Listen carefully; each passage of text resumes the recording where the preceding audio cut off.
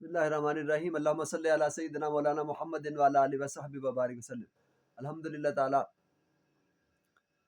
جو 15 شعبان کی رات ہے، شب برات،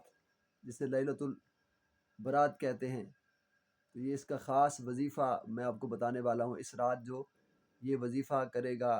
تو اس کو کیا اس کا انعام ملے گا، اس کے بارے میں حدیث پاک میں ہے کہ 50 نفل وہ پڑھے جائیں اس رات، اور اس میں سورہ اخلاص پڑھی جائے ہر رکعت میں،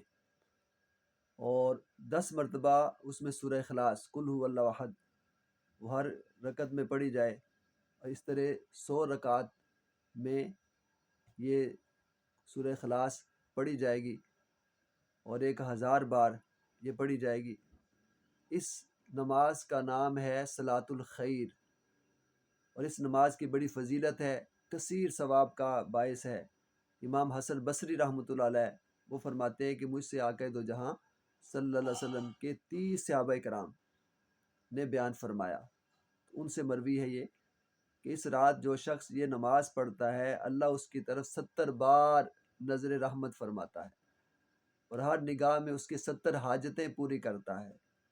جن میں سب سے ادنا حاجت گناہوں کی مغفرت ہے، گناہوں کی بخشش ہے۔ ویسے بھی یہ گناہوں سے بری ہونے کی رات ہے، اسی لیے اس کو لیلۃ البرات کہتے ہیں۔